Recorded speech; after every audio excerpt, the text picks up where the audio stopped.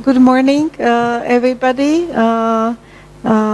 Ladies and gentlemen, I'm very pleased to welcome you here at the Ministry of Foreign Affairs, Foreign and European Affairs. And I'm especially very pleased that we have guests from Israel.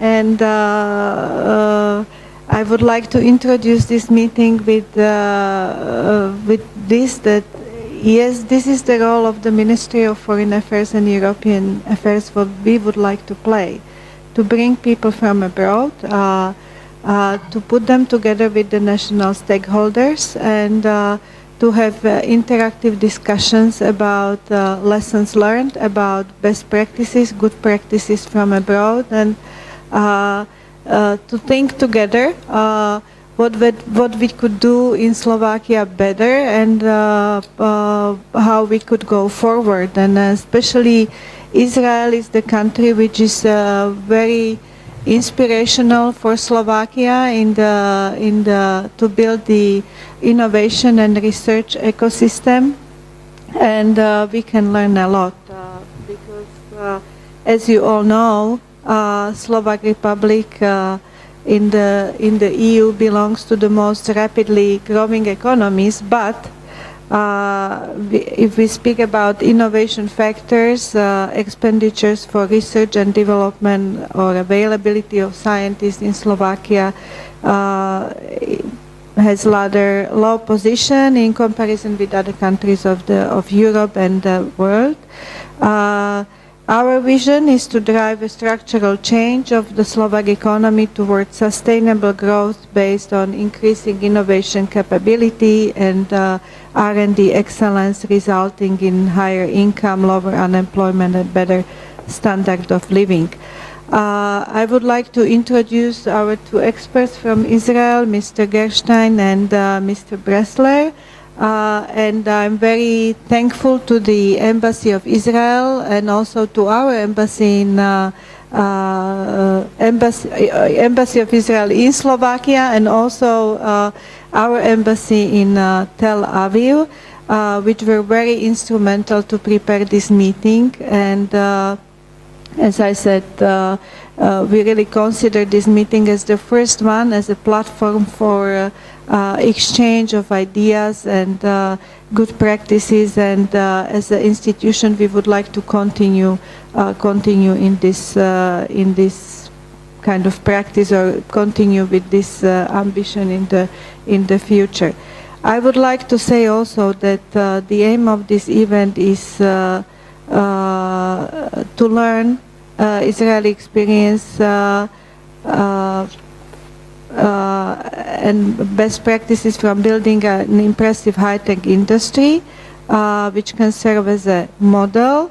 And also, I would like to say that I hope and I believe that this roundtable can build on existing agreement on cooperation in industrial research and development signed in 2013 between the governments of our countries, recognizing the challenges of stimulating innovation and economic growth.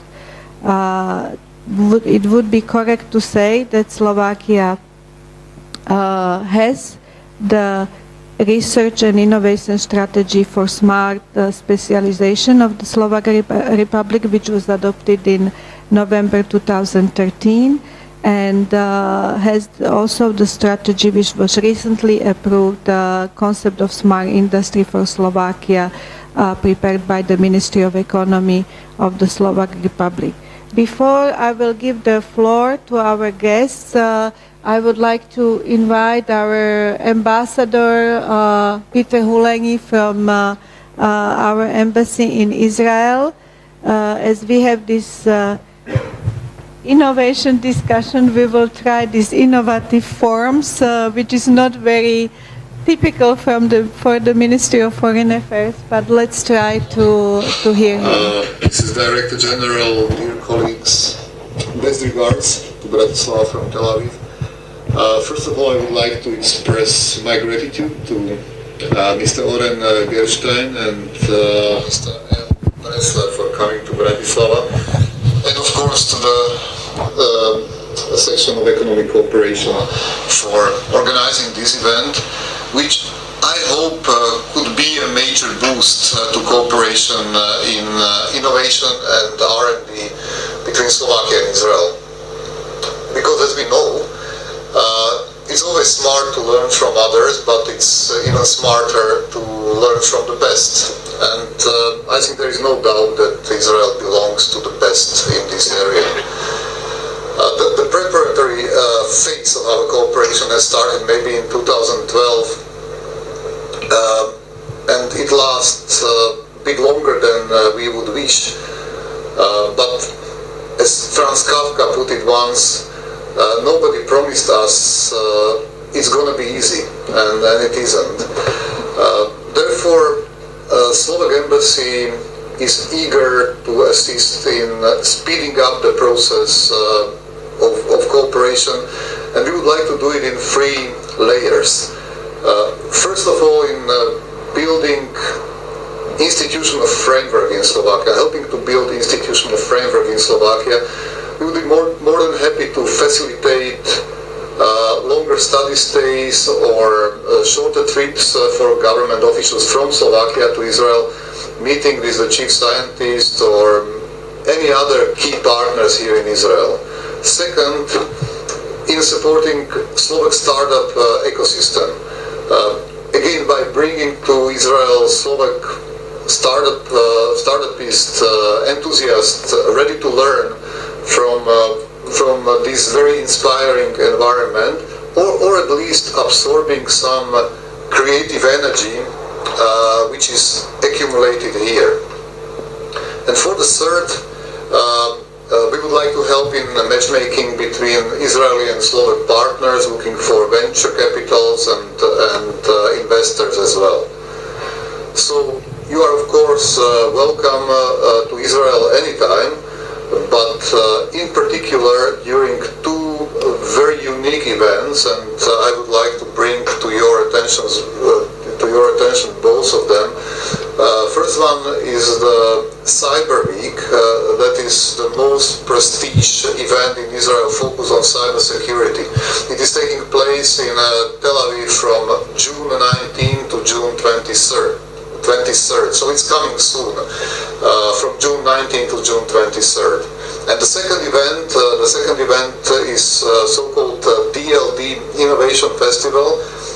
That is the key startup event in Israel, and this one is taking place in Tel Aviv from September 25th to September 29th. So once again, I wish you a very successful and very fruitful event, and I am looking forward to seeing you in Israel. All the best and goodbye. So that was very concrete invitation to go to Israel and to see. But let me introduce Mr. Gerstein, who is the CEO of Ideality Roads and the former general manager of one of the top technology incubators in Israel. Van Leer Technology Ventures has been at the epicenter of Israel's development into a technological powerhouse for almost 2 decades. Ideality Roads successfully guided the government of New Zealand through designing and implementing a thriving national technology incubator program, yielding 3 active technology incubators in its first year of operation alone. In Argentina, Ideality Roads collaborated with the private sector to develop CITES into Latin America's first Israeli-style technology incubator, while maintaining a relationship with the regional and national government to guide them through the process. So, Mr. Gerstein. Thank you very much.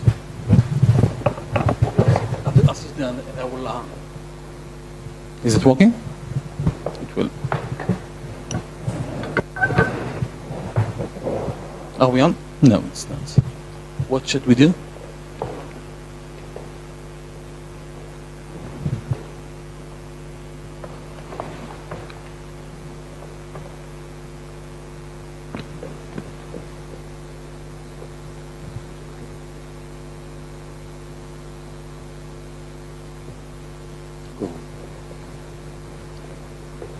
Oh, here it is.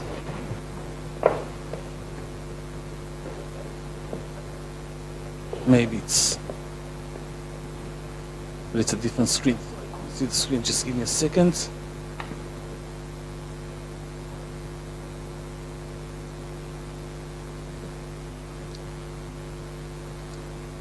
But I can't see the screen, so in order to either I will stand up or no, not this one. No, it's just, but I need to see the screen, so just maybe that will be, maybe now it will work. Okay, and now how do we Control F, something, F5, F8, F5 usually.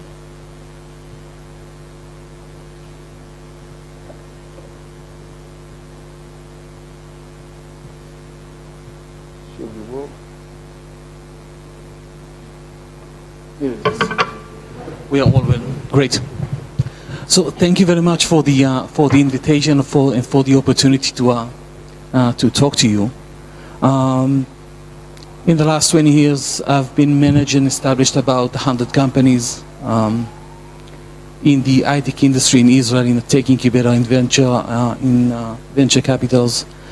And in the last few years, I'm working with government around the world, the system to implement the same or similar high-tech ecosystem, and I'm going to places where there is nothing exist. So it's not about making an improvement, it's about making something which is not exist. Before starting taking you through the journey of this case study in order to try to enrich you with this information, I will try to, I want to take you to two main things. The first one is that I think we should all remember that when we are using raw material and energy, we are having less of them. When we are using knowledge, we are having more than that.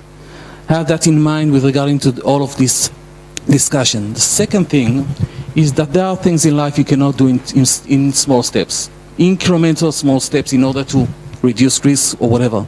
You cannot cross a chasm in 2 steps. Gravity will make it force. You will fall down. So either you are doing one big steps or you are not trying to cross this chasm. And the idea which related to creating an high-tech ecosystem is about making one big step. And don't try to do incremental small one. I want to take you to a story of a nation that succeeded to do something that never been done by any other countries, and then to compare that to Slovakia and try to see what we can learn from that. But the first lesson is the follows: you need 2 for tangos. There is a very interesting book, and I'm not trying to published this book. It's talking about rating productive development economies, and that it was written by the IDB, the Latin American Developing Bank, and it is describing mainly the Latin American ecosystem, but it is an interesting one, worthwhile to read it if you have some time. And I'm not trying to promote the idea or the statement of T.S. Eliot, which have this that is mentioned in the acknowledgement of the book. But I do want to emphasize one thing which is highly important, and that is the challenge. And the challenge is how to create public-private partnership, how to create this collaboration between public sector and private sector, how to utilize those policies, strategies, practices of developing policies.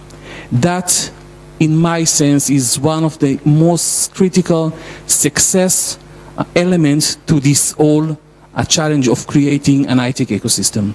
And I will take you through this journey. I'm not going to talk about it, but I'm telling you all of the policymakers that are in the that are engaged to create these things to happen. There is a lot of issues which are related to the challenges and the risk in productive developing policies. Each one of them is important. Each one of them will be a key risk factor that if you do not know how to deal with that, it doesn't matter what you will do, you will fail. Bear that in mind. It's highly important to have that in mind when you are starting this journey. I will take you to a story of a nation that just until lately had an economy that was based on agriculture and economy, becoming the second Silicon Valley of the world.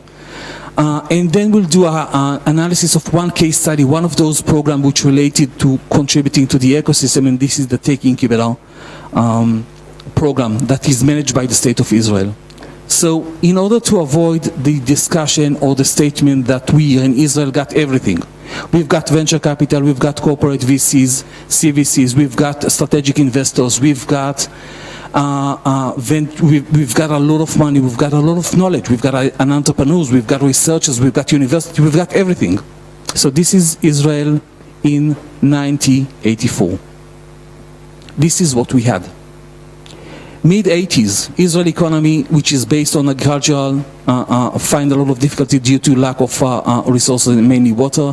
Traditionally, industry is going to the Far East, and we are left with 450% inflation rate a year. This is where we have started. There is no place which is lower than that you can start. So this is just in order to avoid the statement that we have everything. This is what we have today. A huge map of multi-international players that located in all over the state of Israel. Again, this is then, this is today. And that took place in less than 20 years. Practically, the results started a lot faster than 20 years.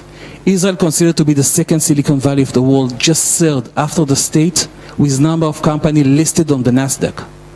Second after the state with the amount of money managed by venture capitals and other investors, larger than France, Germany, England altogether. There is a lot of success stories and a lot of and a huge presence of R&D centers in the state of Israel. Just to emphasize, and I'm enlightening just those exits, which are bigger than $250 million, just to show you that there are several types and several scales of exit. And the idea of exit is very simple. This is related to knowledge economy. You're taking knowledge, a piece of knowledge, quality knowledge, packaging that, developing the knowledge, and then sell it to someone else. And then going back to point zero, taking another piece of knowledge, packaging that, and selling that to someone else. And there are examples of exits that crossed the $1 billion when, for example, Google purchased Waze in a deal that was stated for $1.1 million in cash, not exchanging shares or nothing. And the contribution for the state of Israel, just from tax point of view, was over than $250 million to the state of Israel. 2015, more than $9 billion of exit. This is income. This is taking knowledge, packaging the knowledge, and sell it. $9 billion. And there is a lot of issues which we will not be able to discuss today due to lack of time, but if we will have the next opportunity to understand what is the meaning of those exits, and the fact that there is one company that's been sold to someone else, and now there is entrepreneurs who have become very rich, and they're becoming an investor, and then becoming an entrepreneur, and this cycle is going and going and going, and the internal forces of this engine is huge. And it is very diversified. It is very diversified. This is not just one field. This is not just ICT. This is not just semiconductor. This is giving the resources, private sector executing the management of those companies, and no any other way. And then 1991, the State of Israel establishing the Tech Incubator program in order to integrate the immigrant that's coming from foreign Russia to the State of Israel. And this is the cycle. The State of Israel is raining grants all the time. All the time. Good days and bad days. Collected its incomes through exit, taxes, royalties, foreign investor presence, and by that creating the ecosystem. And when I'm saying all times, in good days and bad days, I will mention two huge world crises, though. The first one was September 2000 with the internet bubble blast, and the last one was in August 2008 with the financial crisis in the States. And in all cases, the state of Israel did not stop to invest for a moment. Continue to invest like nothing has happened. The ecosystem cannot be shut down. In Israel, there are about 40 programs that are managed by the government. And those programs are supporting all entrepreneurs, all companies in all stages, early stage, mid stage, late stage, for seed investment, for generic R&D, for competitive R&D. They are not just local. They are local, they are international, and mainly they are supporting the entire life cycle of technology company from an IP to an IPO. That is the statement. From the moment that the knowledge is being created to an IPO, and sometimes even after that. How much is that cost? Not a lot. $300 million annually. That's all. The R&D budget in Israel for the chief scientist is about $300 million annually. That's it. In Israel, there is no free meal. If you succeed, pay it back. If you didn't, nothing has happened. Try again and again until you will succeed. No liabilities, no personal liabilities. And by that, the government, the public sector, are encouraging entrepreneurs to go and try until they will succeed. And when that happens, pay back what you get. The state of Israel is succeeding to collect about 1/3 of that by royalties or by success of those companies. So practically the state of Israel is investing only $200 million annually. Israel is leading by far all OECD countries with the index that call percentage of or expenditures of R&D out of the GDP. The practical understanding of this index, and this is the working capital. This is the working capital for the industry. This is salaries. This is raw material. This is machinery. This is research. This is what it is, just expenditures. Government part out of this 4.5%, any guess? Very low. Less than 3%. Less than 3%, this is public sector money. How much money is that? In 2014, it's crossed to $13.5 billion, which are enable the industry to grow, to pay salaries, to buy raw material, to try and developing new ideas. Many of them are fail, and some of them succeed. And government participation, the $300 million or the $200 million, is just the initiator of all of those activities to happen. So where the rest of the money come from? 85% coming from the private sector. 85% of this money is coming from the private sector. And more interesting than that, that half of it is not even Israeli money. So about $8 billion coming from the private sector and about $6 billion, it's not even Israeli money. So whose money is it? If it's not government, if it's not private local one, where does this money come from? In Israel, there is about 300 R&D centers of the largest multinational companies in the world. We did not born with that. We didn't have it at the beginning. This is what we had at the beginning. The state of Israel giving incentives for those three players to come and put their operational in the state of Israel and pay them a lot in incentives and tax incentives and direct R&D. But that was until 1974, and then quiet. Nothing has happened until late 80s, beginning of the 90s. And this is the end of the story. This is when every year more and more and more multinational companies came and put their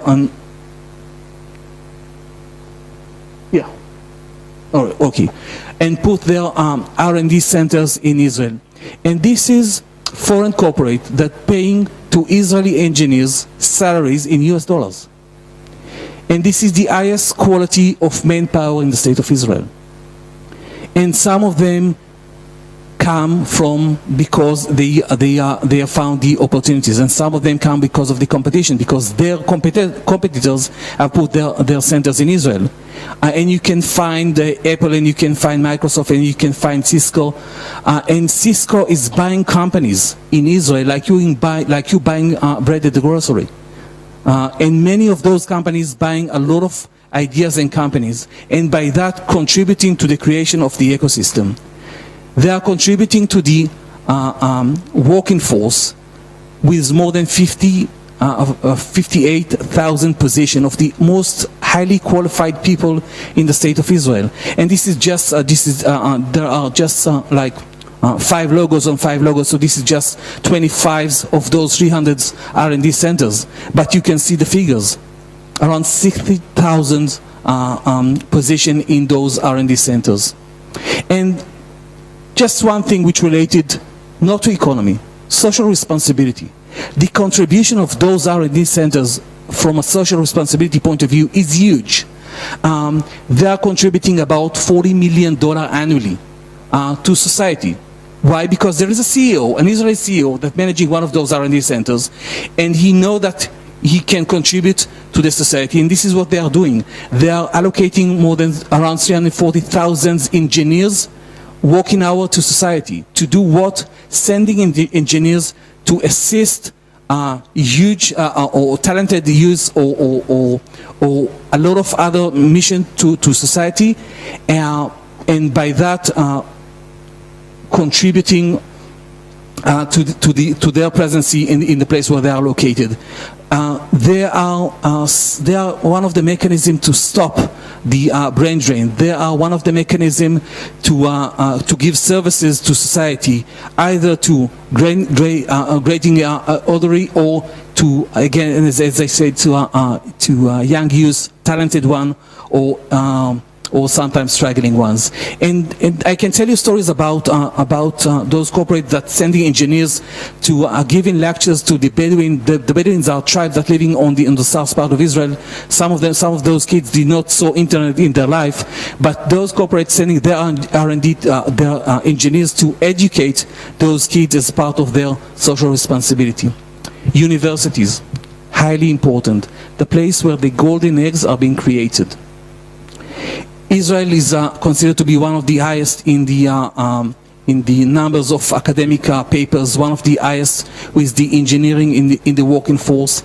Besides every universities in Israel, there is a TTO, Technology Transfer Office, or TTC, Technology Transfer Company. It's the same thing, that's responsible for commercialize the IP. IP in 2014 was commercialized in universities in the state of Israel in a value that crossed $675 million. So why is the universities are so encouraged or so incentivized to commercialize their IP? Because the researchers are part of success. Researchers will get some of the compensation that come of those commercialize of their IP personally, as people to their labs and to the university. And usually it's been divided 40% for the university, 40% for the researchers, and about 20% for the lab. And that is part of the mechanism that incentivizes researchers to go first, protect, and then publish. And this is a very important thing, because if you're just doing the other way around, you will not be able to succeed. Dr. Bressler will talk about that as well. And just to give you an example, cherry tomatoes that you see on the picture behind you, just so you would know, for every cherry tomato that you are putting on your salads, in dinners or in breakfast, you are paying royalties to the Hebrew universities in Jerusalem. For every seed of every cherry tomatoes that's selling around the world, you are paying direct royalties to the Hebrew university. Do you know how much they count every year? You can imagine. And that is the idea, knowledge economy. To take knowledge and to package it in a way that it will be able to be contributed to the economy and to the society in the country. Venture capital. Of course, they are important part of that whole ecosystem. And in 2013, the average exit of venture capital backed was about $83 million. And the result of those activities in Israel cannot be compared to any other place around the world. Entrepreneurs, cultural, and this is highly important. To be an entrepreneur in Israel considered to be a very respectable status. Entrepreneurs is being taught in high school, entrepreneurs is being taught in universities, and entrepreneurs is part of the culture. What you see here is a very famous entrepreneur in Israel that sitting on the bar and sharing his success stories with people who are willing to listen, and those bars are full with people, and those occasions are highly important. And the last thing which will be very important to understand, that in Israel to fail is not considered to be a problem. On the contrary, it's an asset. I've recruited a lot of CEOs to my portfolio companies. I would never be recruited a CEO, man or woman, that did not fail at least once. If they don't have this red title in their CV, I failed, he's not an interesting person. He did not bring any value. So to fail, consider to be a huge asset, and that's something that needed to be changed. I will take you to one of those case studies, one of those programs, just one out of the 40 programs that's managed by the chief scientist of the Ministry of Economy in Israel, and that is the Technology Incubator Program. Government statement or government definition for that program is that the government will invest noticed, and this doesn't make any logic. Government will invest only in projects which are too risky for the private sector to invest. Now, we are talking about setting a policy which government taking a taxpayer money, investing that in an industry that 1 out of 10 will succeed, the rest of the 9 will be written off. If this company will succeed, the private sector take all the gain, and if this company will fail, government taking the loss. Is that making any sense from political policy point of view?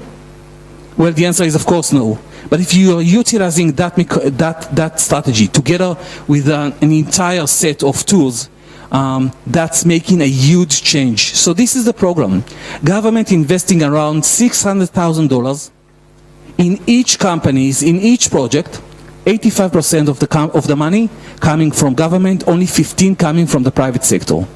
One rule: private sector managing the tech incubator, and they're having a franchise to do so, and government giving the resources and putting the policy.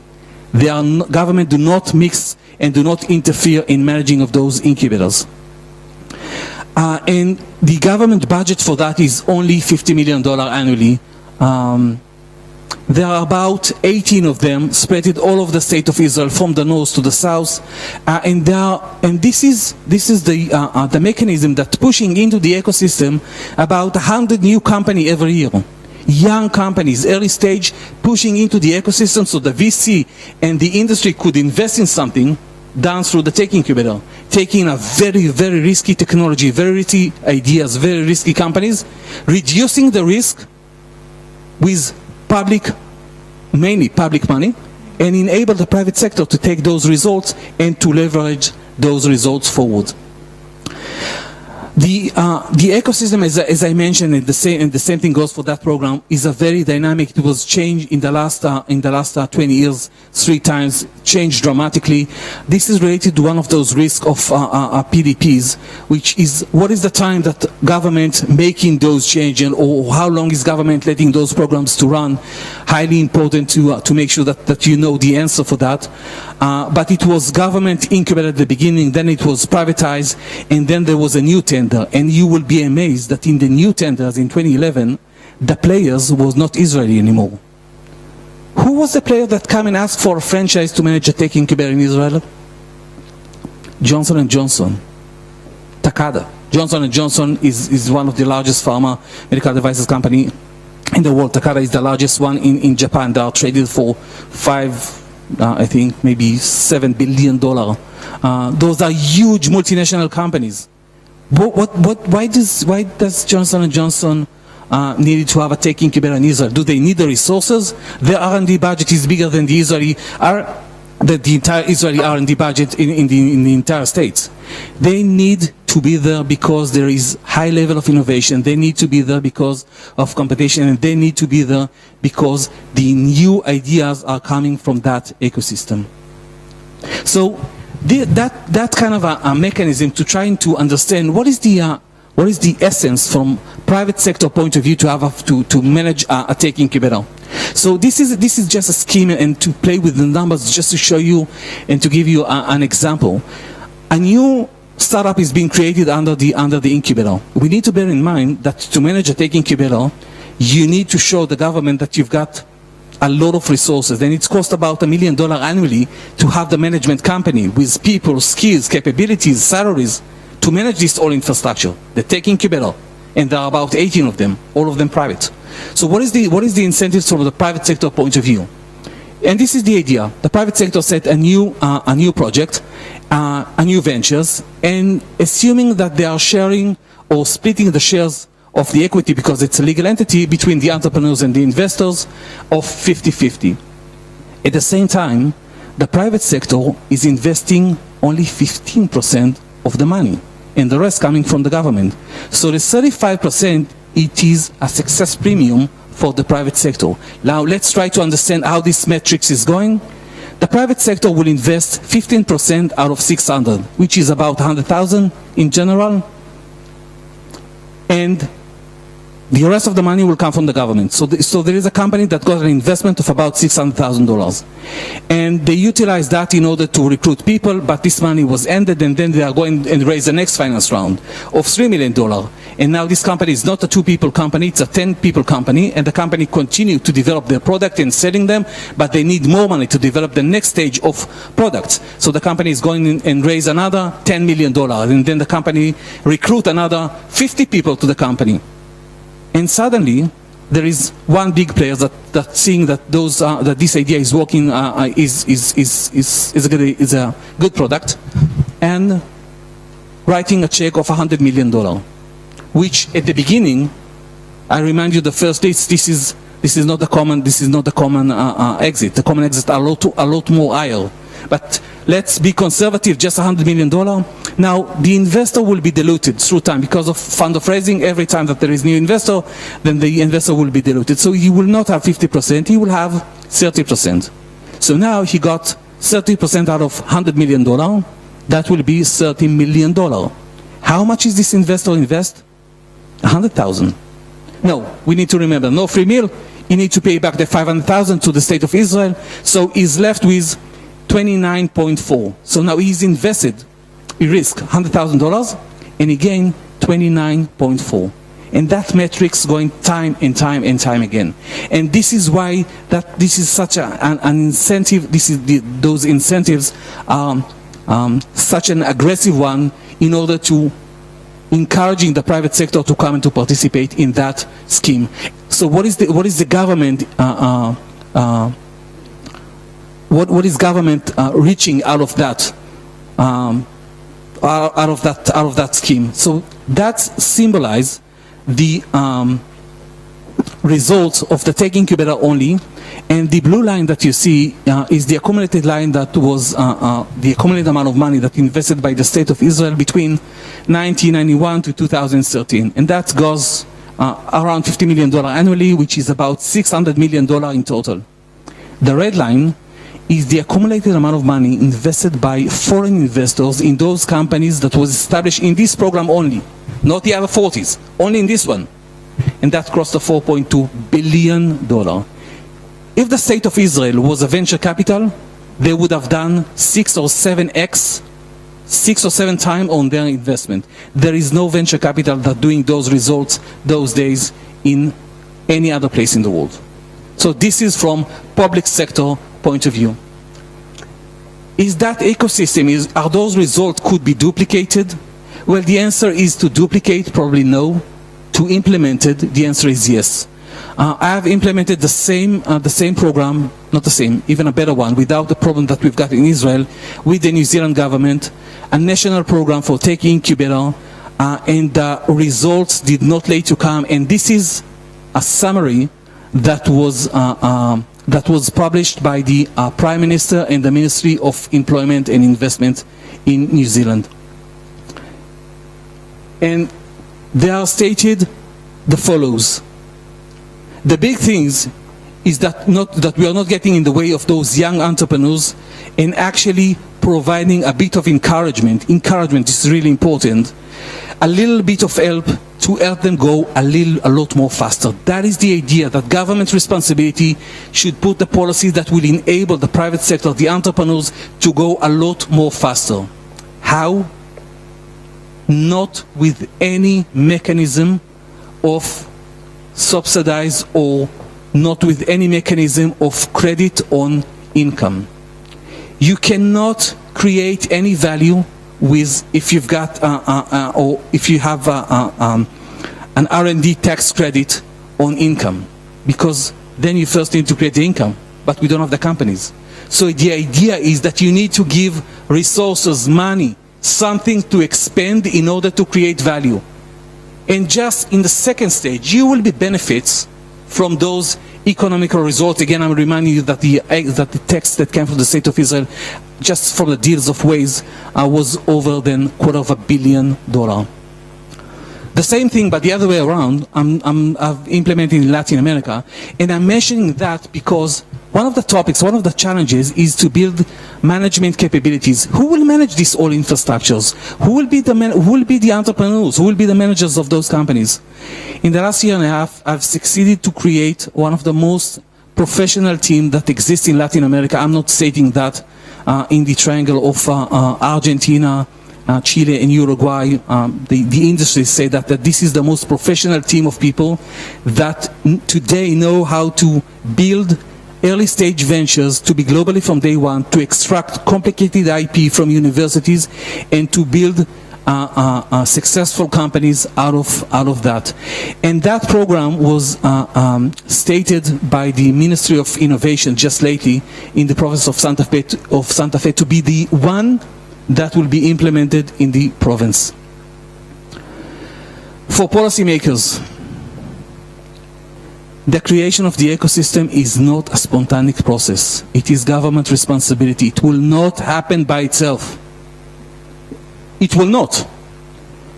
And the second thing is that the continuity of the ecosystem is not an automatic process. This is government responsibility. I've allowed myself to take myself 3 years forward and to see what is it that the Slovakia strategy is look like, and what should be done those days in order to make that happen. I would think that both countries are very similar. Almost the same amount of people.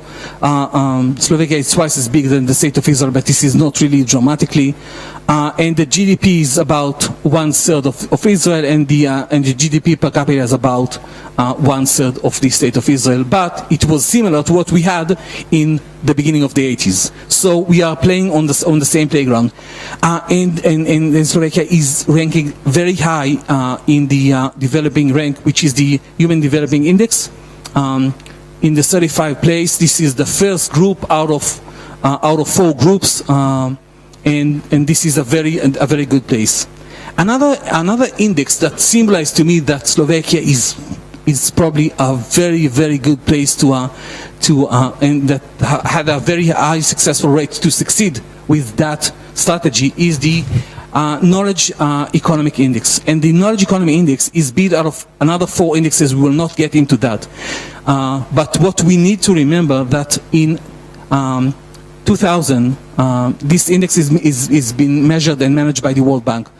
Slovakia was in the 40th place, and today they are in the 33rd place. And this is one of the most highest dramatic growth in that index out of 155 or 153 countries. The change in the index of Slovakia is one of the most dramatic one in the world. So that is the idea, that Slovakia easily could be positioned as a leading regional innovation for the V4. Why? Because you are in a better situation than all of the other players at the V4 to lead that. Spotlighting Slovakia as the first country in the European Union that succeeded to implement the technology incubator model as done in New Zealand, as in those days done in Latin America, but never been done in Europe.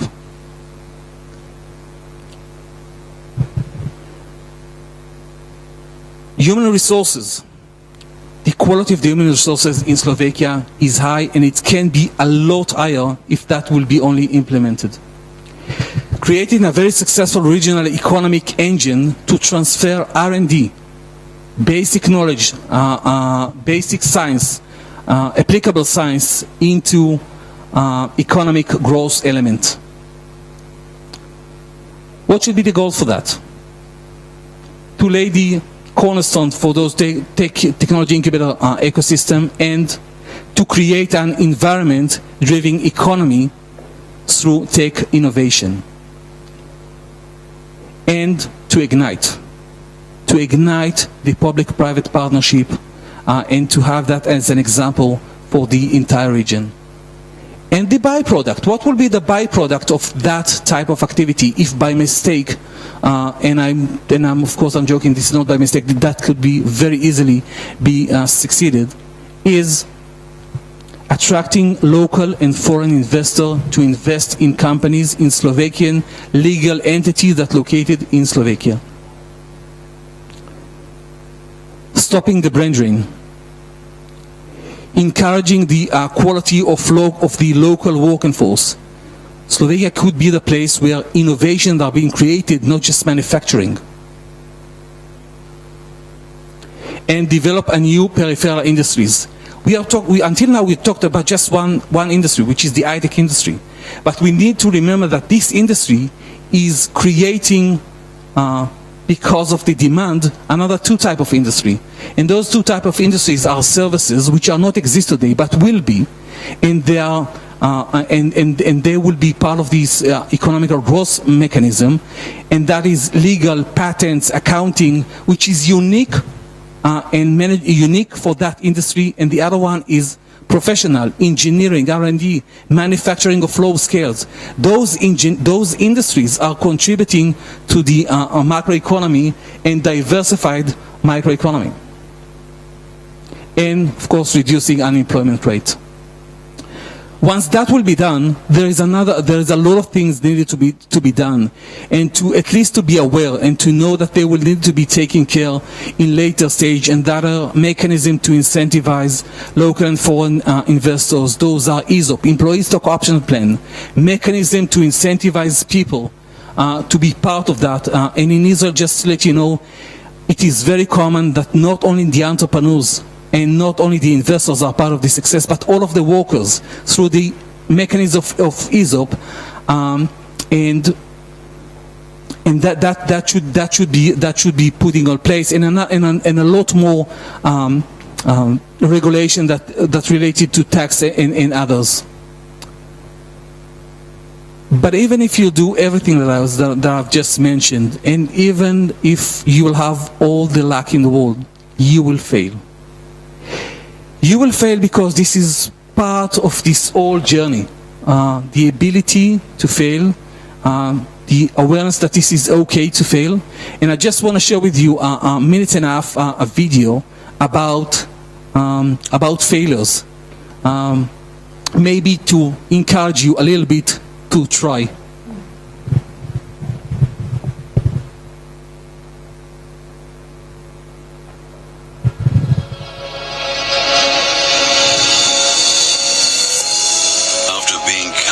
High school basketball team.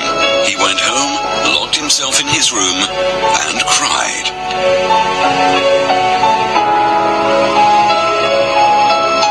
He wasn't able to speak until he was almost 4 years old, and his teachers said he would never amount to much.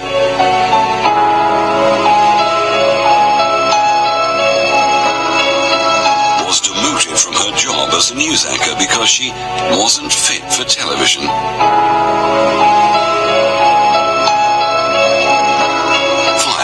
newspaper for lacking imagination and having no original ideas.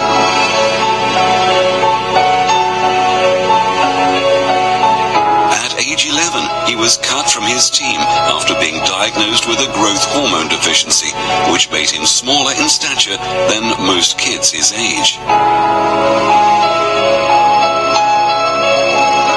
At 30 years old, he was left devastated and depressed after being unceremoniously removed from the company he started.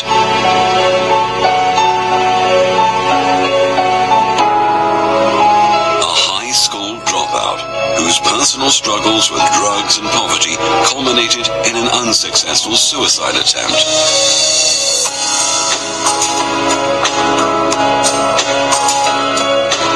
A teacher told him he was too stupid to learn anything, and that he should go into a field where he might succeed by virtue of his pleasant personality.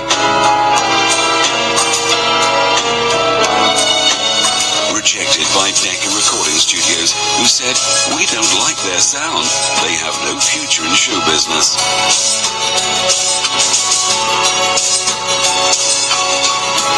His first book was rejected by 27 publishers.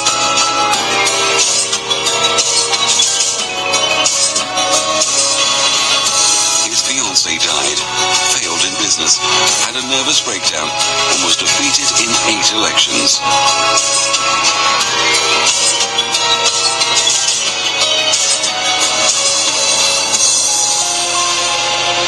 If you've never failed, you've never tried anything new.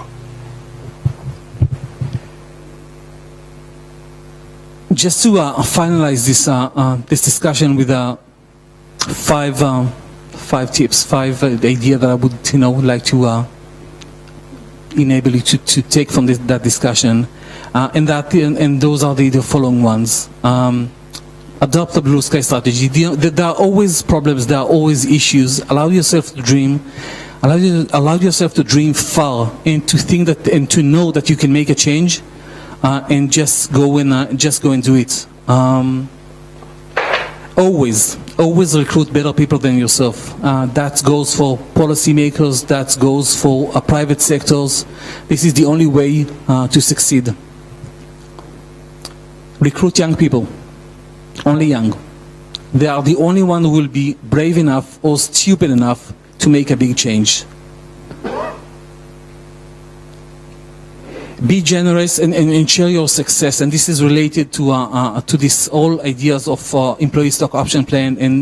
And just to give you an example, in Israel, it is so common that from the highest hierarchy, from the CEO down to the last engineers, workers are part of success, and this is one of the mechanisms to enable people to work 25 hours a day, 8 days a week. And this is part of the mechanism that enrich society and divided those amazing exits between all people that contribute to the success of those companies. And never ever listen to skeptic people, ever. Thank you very much.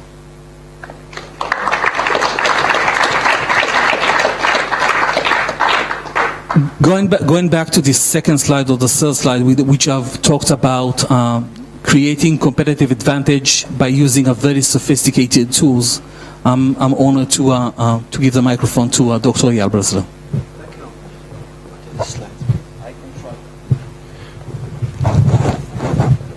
Very happy to be here in lovely Bratislava. I'll just introduce myself. My name is Eyal Bressler. I'm a PhD in biotechnology from the Hebrew University. I'm a patent attorney at law, and I must confess that I have 2 current drawbacks. Once I have an operation on the skin, so I cannot really, you cannot understand what I'm talking about. And the second is, no, this is not the first slide. And the second is that I'm a adjunct professor, and I teach IP law. I teach patents, and I teach patents in a course, a large course, which is about 15 hours for a period. And I cannot explain patents and the role of patents in less than 15 minutes. So I just try to tease you. Okay, so I just to tease you to have questions and to come to me later. That's all. I'm coming from a medium-sized Israeli company, about 37 patent attorneys. We are working globally. We have clients all over the world. We are connected to about $500 million change of hands in the last, let's say, 18 months. This is the size of the. We sold and bought IP in about $500 million in the last 1.5 years. And I'll try to have few words about the IP in Israel. Just really, maybe I'll sit for a second. We file about 6,000. People files in Israel about 6,000 patents a year. About 6,000 patents a year are filed by foreigners in Israel. So if you have a GDP of, let's say, $30 billion, we have the index of 21 patents per GDP unit. I must say that Slovakia is not filing patents in Israel, so we have no IP connections. And I want to transfer now to the IP in Slovakia. Now, Slovakia is a very, very interesting country. Their patent index is about 1.5 patents per GDP, so we have a difference between 20-something and 1.5 patents per GDP. You can see this in a table say that, I said very, very Israeli way, nobody files patents in Slovakia. Say it again. Nobody files any patent in Slovakia. The only one who files patent in Slovakia are the Slovenes. Well, they're filing about 200 patents a year. So if they're filing 6,000 patents in Israel a year, Slovenians people files one patent a day, and that's all. So we have advantages in coming a new patent horizons in Slovakia. I must show this picture showing that Slovakia is a very interesting country. As Oren says, the highest growth is coming from Slovakia, and most of the growth is coming to education, followed by usually in Bratislava area, showing a long list of very good universities in Slovakia.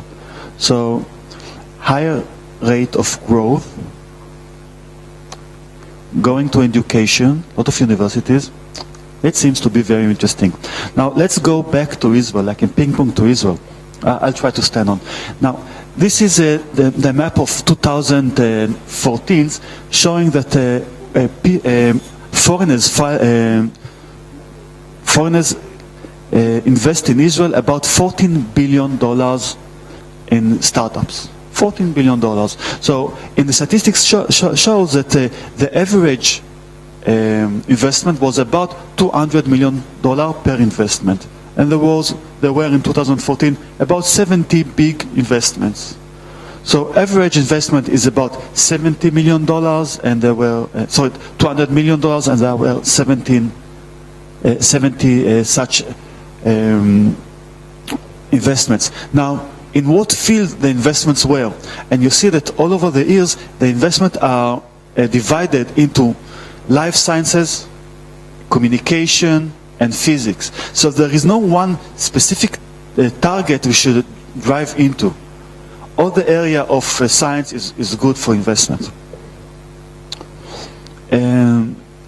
Just the same presentation. Now this is very, very interesting map of what's happened in Israel. I think it's similar all over Europe and all over the United States.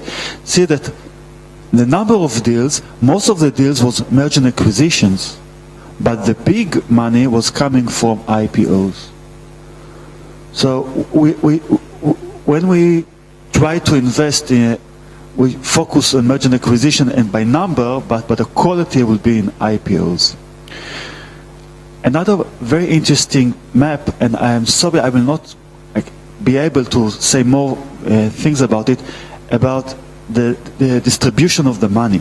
You see that there are two peaks, the peak of medium-sized investment and the a peak of a big investment. Now, there are a very small amount of small investment and huge investments in Israel. And this is related with regulation. I'll try to explain. Let's think only about medical devices. And you see, or drugs or pharma, and you know that in drugs and medical devices there's the FDA or the CE regulation. So people, foreigners will invest in Israel more in SE type drugs or medical devices. SE stands for substantially equivalent or very minor and small projects. And they invest more in 510K type projects, and they will never invest in full drugs PMA regulations. So if you're an entrepreneur, you know from the first day that you should eat your apple in very, very small bites. You should go to a SE type medical device company, and then after failing one or twice, you'll succeed, and then you will go to a 510K project. And this is the way that regulation influence the type of the investment. Now, if I can say something wise, this is something wise. This is the path of the money. This is the path of the business. The goal is a global market. The two words are each connected. Global and market. Nobody is caring about your market, about the Slovakia market, or of course not about the Israeli market. You're looking global-wise. The global market. So you can penetrate into your global market niche by having your own technology. Two words, own and technology. No, I cannot speak about in 5 minutes about technology, but I can talk about what the meaning of the own. Own is something that's held by patent. It's yours because you have a patent, and your patent should be focused to a global market so that you can say that this is a worldwide patent portfolio which can facilitate your own technology in a global market. And what Oren says, in very nice words, about the team. You should have a team that can make you your patents to have your own technology to have your global market. Find someone who is very clever. Find someone who failed before. Find someone who is reconnected with other people. This is a team. So let's just talk about a few words about a patent. A patent is a right, license to avoid others for doing something. Patent is not a license to do something.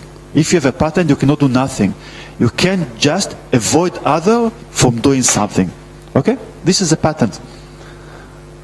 So patent stands in 3 legs. One, the invention should be new, should be novel. Nobody published this technology a day before you file a patent. This is objective and very simple object. Second is useful. If the patent is not working, the technology is not working, it's not patentable. And the third one, this is a non-obvious. Non-obvious means that a Fushita, a person having an ordinary skill in the art, Fushita, a person having an ordinary skill in the art, says to the technology, wow, this is wow. If it is wow, it is patentable. This is subjective parameter. So I show you a way that we teach in Israel how to write patents. And let's take a chair. This is a chair, a regular chair. And let's say that the chair is known in the art. Regular chair is as a seat, 4 legs, and something in your back. And this is known in the art. Now, we are teaching people to invent patents. Can you invent a patent? Should be new and useful and have inventive step. And it's very easy if you understand what is a patent, and you can teach it just in 1 sentence. Non-obviousness is to create another degree of freedom. This is all the lesson. Another degree of freedom. Let's look at the chair. He has 0 degree of freedom of moving in the X and Y axis. He has 0 degrees of freedom to go up and down.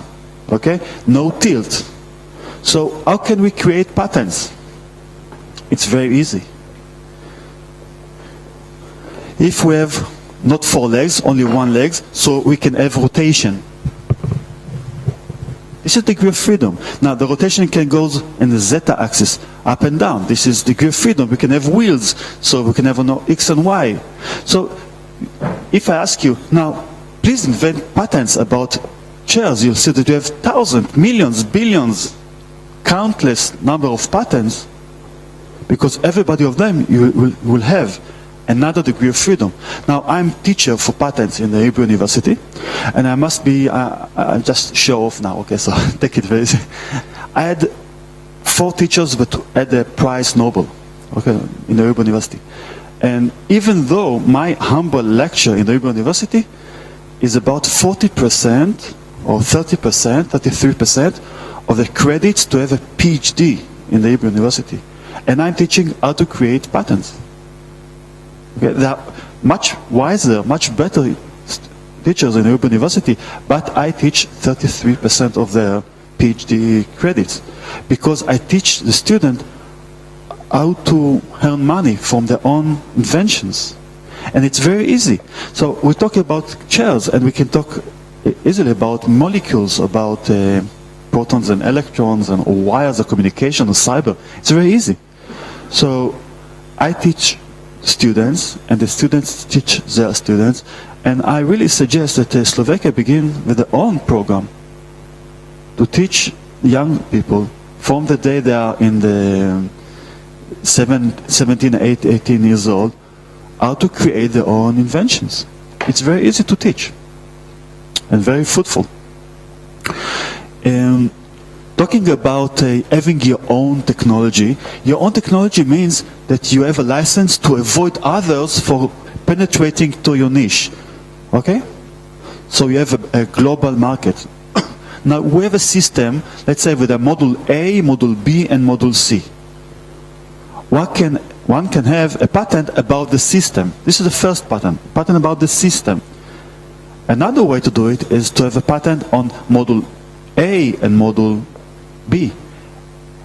A third and last way to do it is to find your system one lock, that if you have this lock, you avoid others for commercializing all the system. I give one example. This is the wiper of the car. I don't care if your car is hybrid or diesel or benzene activated, or I don't know, it is fast or slow, if it is a truck or motorcycle. No, motorcycle I care. You will have a wiper. Okay? A wiper? Now there is a patent on wiper, and a guy named Robert wrote a patent on this wiper. So nobody could sell a car in the last 20 years without paying Robert money for his wipers. So look at your systems, find what is the lock, what is the pith and marrow of your technology, find all the generations coming from this idea, find the freedom to operate you can avoid by others, file a single patent, and you kill everybody. Everybody must pay you money. You can own your technology. Okay?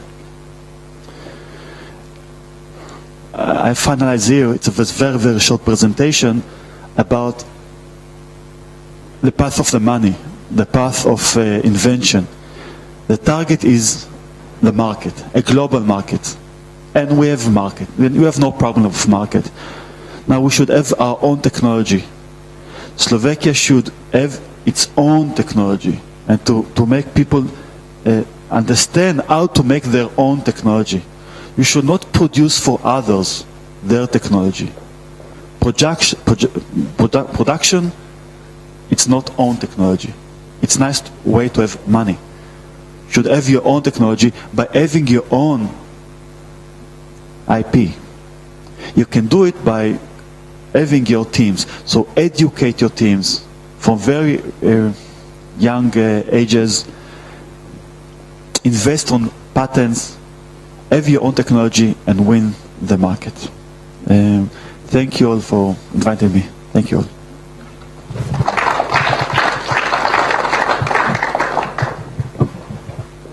Thank you very much. So now the floor is open for questions and for some comments. Some of you you have experience in this area.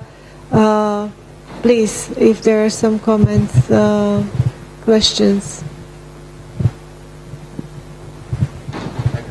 Thank you. Hi, my name is Peter Golsar. I work for Newlogy, which is a startup and tech transfer consultancy.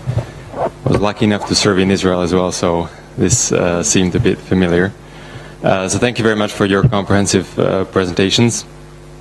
I will start with two brief kind of macro questions that will highlight some of the issues that we are thinking about here and that we're, I guess, struggling with a little bit here in Slovakia. So the first one is, I guess, the comparison between Israel and Slovakia. The Israeli ecosystem was developed, as you showed on the timeline, with heavy government support. I mean, that is one of the success factors for what Israel is right now. And you said that there's no spontaneous creation of the ecosystem as well. Now, Slovakia is very close to a spontaneous startup ecosystem. It's if not spontaneous, it's a very bottom-up. So kind of a completely different approach than what you have in Israel. Now, my question would be, how can you reconcile the two approaches, and how can you make sure that any government interference, support, or activity complements and boosts the existing activities of the private sector, rather than creating parallel structures, maybe competing? That's the first question. The second one is somehow related, and that's the fragmentation versus centralization of competences with regards to innovation. Israel has the benefit of having the Office of the Chief Scientist, which is a very central figure in the whole ecosystem. It has a great reputation, great power, and there is a political consensus that the Office of the Chief Scientist doesn't change when the government changes, which is a powerful signal, but also it has real life ramification for the ecosystem. In Slovakia, we have, we have many representatives of institutions that deal with innovation. There are, let's say, 4 or 5, maybe even more ministries, bodies that have some competence vis-a-vis innovation, and that obviously is in many ways a hindrance to more rapid progress. What would your advice be to the government, how to create that political consensus, that sense of urgency to have one central figure that's not prone to political interference, one central body that can that is powerful enough to let's say to change the landscape? Thank you. Well, starting from the second last in, first out. Starting from the second questions, it is true that in Israel there is one agency today. It used to be a ministry. Today it's becoming an agency that is responsible for the entire R&D activity. It is not that true that it is not being influenced by elections and changing in politics, because it is, until lately, it was under the Ministry of either Economy or Ministry of Industry and Trade. And government have been changed, but most of the government continue with the same structures and the same budget, which was a very good signal to the private sector, not just locally, but the foreign as well. Because in Israel there is a lot of many other huge risks which investors are running away from, but that was a very strong signal to the private sector that is the state of mind. I've faced the same questions and the same problems in New Zealand about 3 or 4 years ago, and one of my suggestions was to put one agency that will be responsible for everything. And from the same reason that you are not building or you are not structuring a building with 7 architects, because it will not be strong enough to face the first rain. You do not build an high-tech ecosystem with 7 ministries that each one of them running its own idea and its own program. You need to have one champion, one ministry, one responsible to understand how is the life cycle of those tech ecosystem look like? What are the needs? We didn't have the time, but there is a financial scheme, a very unique financial scheme that's supporting that. Who is managing this financial scheme? How to manage this financial scheme? And it's not rocket science. It's just about setting one champion, one architect to build this building. So that is the statement. Once there is one architect, from there life is quite simple.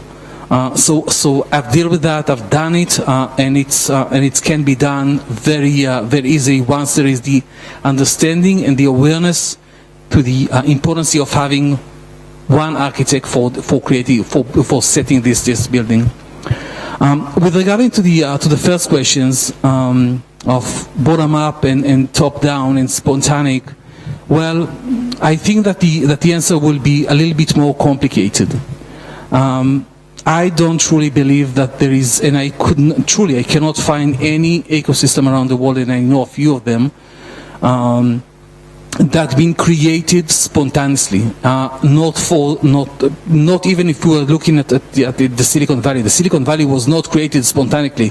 It was created and supported by a lot of projects that was financed by the American government for many years, and it was isolated, and then there was an activity that were creating out of that.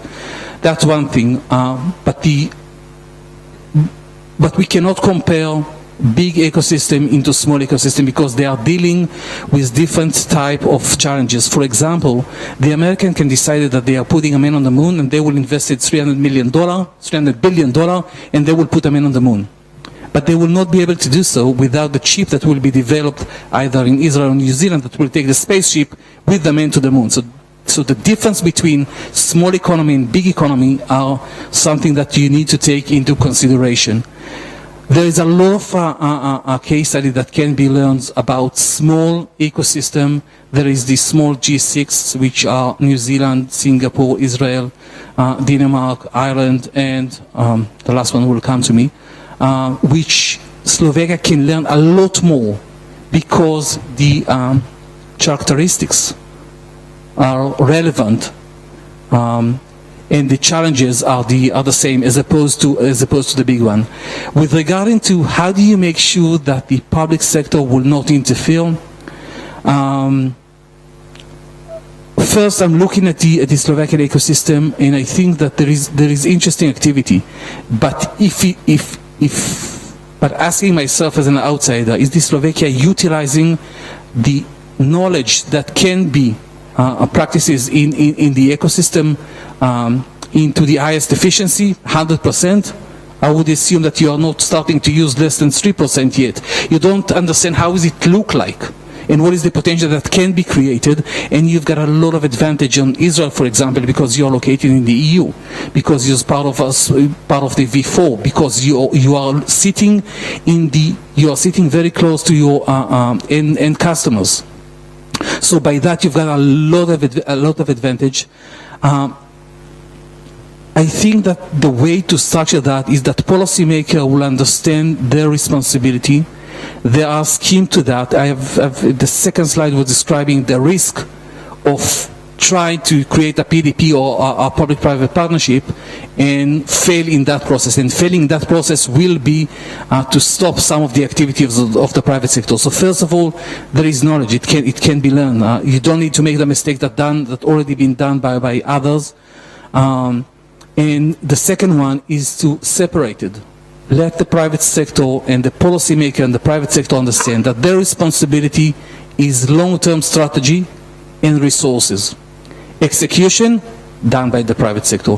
They are not interfering in the execution of the private sector. The only thing that they can do is to assist. If the private sector is asked their need, this is the scheme. I don't think that this is rocket science. At the same time, I don't think this is really simple, but it can be learned, it can be implemented, and the most interesting things about that is that the results of that activity can be seen in a very, very short cycles.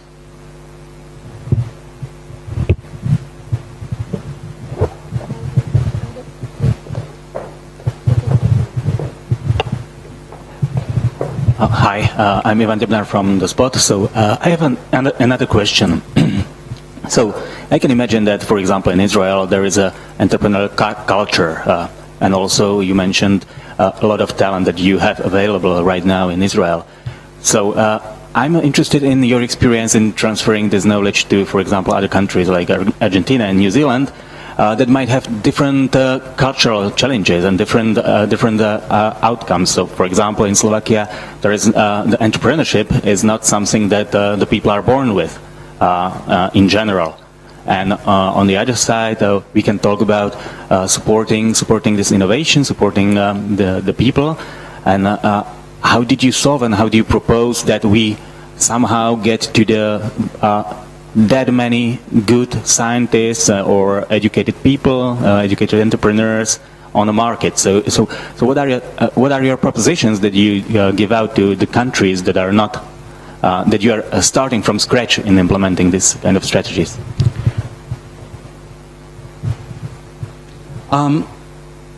Great questions. The practice to do so. First, we need to remember that Israel was not born with that. So this is a knowledge that can be created and can be acquired.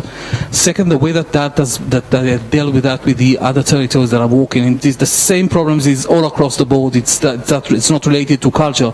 That differences in cultures or the characteristics in the cultures are different, but it is common to all of the places when there is no management capabilities.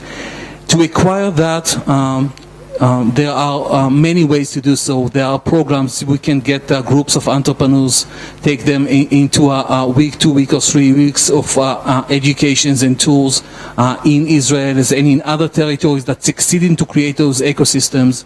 That should be supported by someone.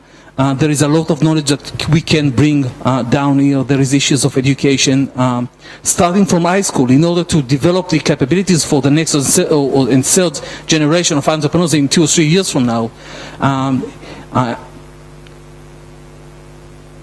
Enabling or start to teach or to expose entrepreneurs or students into the issues of entrepreneurship in universities. And the last thing is to share success stories. To be able to share success stories. In many of the courses that I've done until now, success stories considered to be a problem because then people seems like they have been shown off.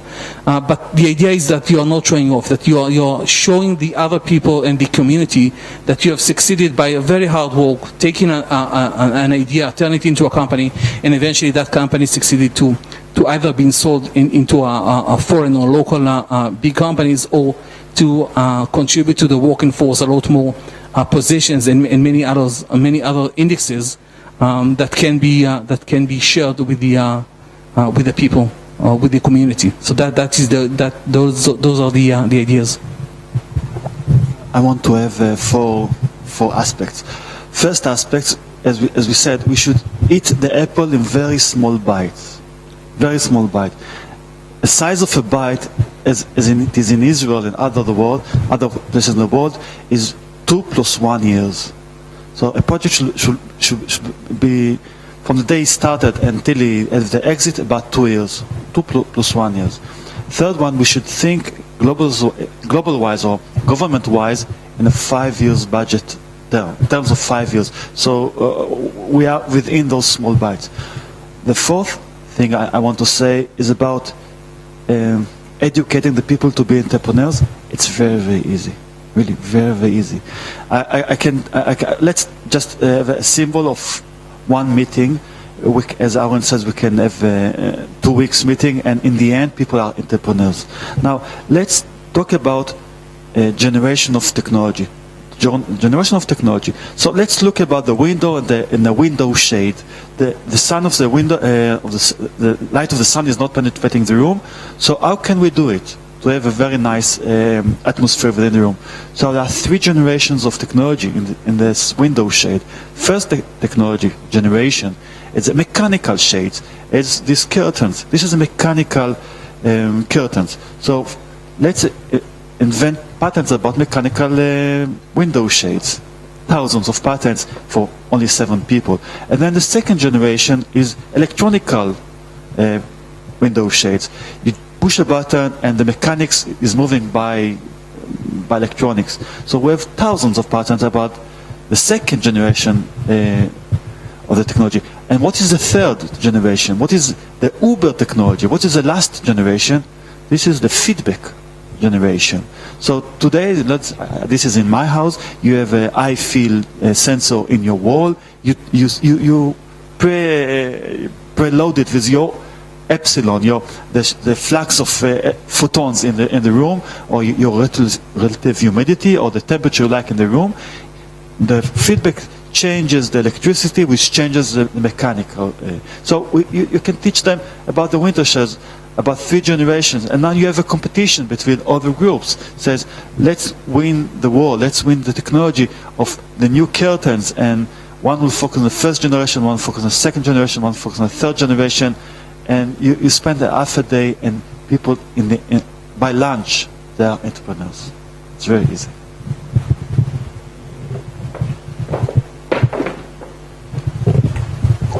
Okay. Thank you very much, gentlemen, for the exciting presentations. I'm Stefan Ratin from Business Innovation Center Bratislava, a company we have established 25 years ago. And for 20 years we are working for the European Commission on different projects. We do coordinate Enterprise Europe Network in Slovakia, and we have studied the OSMA program in Israel about 10 years ago. So it's very interesting. And we have also developed 4 years ago the regional innovation strategy for Bratislava land, which is Bratislava is quite progressive. And we have also been a part of the team which 3 years ago developed the national smart specialization strategy. At present, on behalf of the European Commission, we are performing innovation audits in tens of technology-based companies in Slovakia. And it's very interesting and very positive. And thank you for your hint that Slovakia really could be a local hub of innovation, because we have all the preconditions for that. Very easily. Yeah, but just one question. When we consider the ecosystem in Slovakia, it's based mostly on European money. We have, being a part of the European Union, we have so-called European structural and investment funds, some billions of euros which we invest in the ecosystem. Unfortunately, we are lacking the national money. I mean, the Slovak national budget money. Now we have a new government, quite new, and you have underlined twice that it's a governmental responsibility to create the system and to continue the system. It's a responsibility of the government. It's the first step. Afterwards, the private investors will come. So just a very simple question. What would you recommend to our new government in terms of developing and creating ecosystem for innovation in Slovakia? I will recommend the follows. First, I will tell you that Israel is not part of the EU, but Israel is investing in the EU fund, and therefore Israeli, by agreement, got the ability to take or to participate in those funds. And this is when I'm referring to activity which is managing under government responsibility for the international structuring of government activities. So that related to the international, which is mainly, but not only the EU. My recommendation for the government will be very simple. In a very efficient, in a very focused way, to set a structure that will be able to entrepreneurs, researchers in Slovakia to utilize their knowledge or to turn their knowledge into companies. In order to do so, this structure should be very, very should be built in a very unique way, and that way is referring to the financial structure that I haven't got the opportunity, unfortunately, to share with you. But that is a mechanism that government reducing risk at the initial stage, the largest part of risk, and as time goes by, decreasing the amount of risk, but increasing the amount of money. And there is a financial scheme for that, and the results for that scheme, having all the regulation or the minimum regulation needed in place, could create or will show results in a very short period of time. So my recommendation could be put in on one paper or two of them, and there is a relationship, and I hope that we will be in a place where I can practically assist in putting those things into execution and not just theoretical ideas, which in the same way that I've done in other places around the world. And you should do it because there is many reasons why not to do it. Because it's risky, because it will not succeed, because there is the European money, and because many other reasons. But I think that the only reason that you should do it, or the government should do it, is just because you don't have any other choice. The economy, the world has been changed into a way that either you're succeeding to utilize and leveraging knowledge economy, or that you are out of the game, because it is not about manufacturing anymore. It's about creating value out of knowledge. And the knowledge exists. The knowledge exists in universities. The knowledge exists in the education system. But what you lack of is this machine, this mechanism, this pattern, this trick that will turn that into economical benefits for the benefits of the Slovakian people. So that is the idea. I remember when I used to work for the World Bank in 2004, we assisted the government to prepare the knowledge economy strategy. And Slovakia at that time was one of the first countries in the European Union which prepared such a strategy. Great assistance, or very important for us as an institution, was to have somebody in the government who understood what we are talking about, and we could call him or her in the government the champion in the government. I would not speak about creating the new institutions. I would rather rely maybe on one person who would really try to change the mindset in the government, in the cabinet. Why this sectoral policy, that one sectoral policy is important one? Because also in the government we have the competition of ideas and competition of priorities among the line ministries, that what is more important for the country and what agenda is strategic one for the country, whether it is the education or health sector or social policy, employment policy. So my question would be that how much you believe in the champions in the government, that how important, whether it is important for implementation of the new strategy or for changing the mindset in society. No doubt that the finding the right champion is the one of the key to success, and that in order to again prevent the story of 7 architects that are trying to build the one building as opposed to one architect, and I saw it happen in all of the places that I'm walking around the world, having one of the ministry who have the ability and the vision and the budget to do so.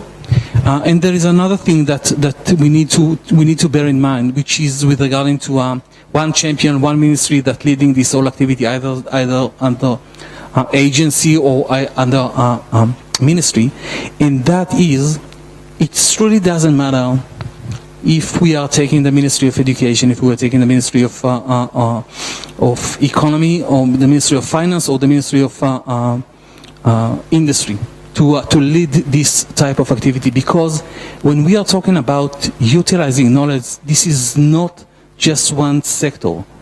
The idea is that utilizing knowledge economy is about creating knowledge from different sectors, but to put the infrastructure that will enable that to happen. I will give you 2 examples. The first one is hospitals. Hospitals are an amazing place for the creation of new knowledge. amazing place. And I've worked with so many physicians and so many hospitals in the last 20 years.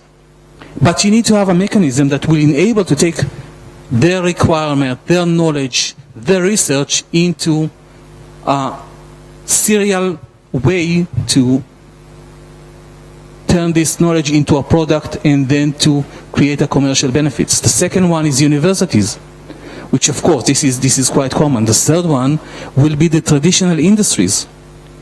Well, there is a lot of things that have been developed or that could be developed, or ideas that could be developed in the traditional industries that could create them a competitive advantage and by far enable them to compete other companies in their fields. You don't need to put every vertical by itself. You need to put the mechanism that turn knowledge into economic contribution. And the knowledge got different colors and different shapes.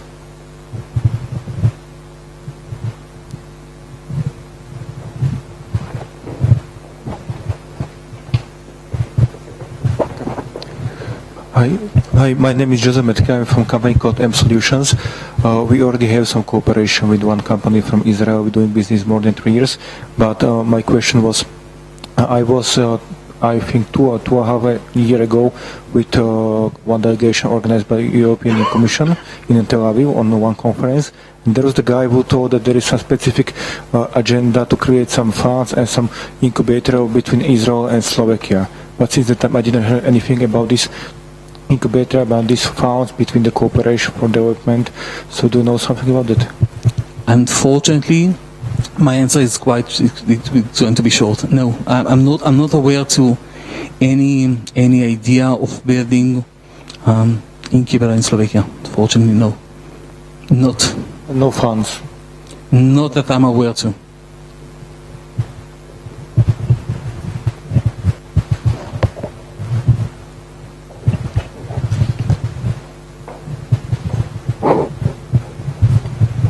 Okay, hello, my name is Miroslav Balog. I'm working for Slovak Innovation and Energy Agency. We are something like counterpart of Matimop, that is maybe main implementing body for supporting in Israel.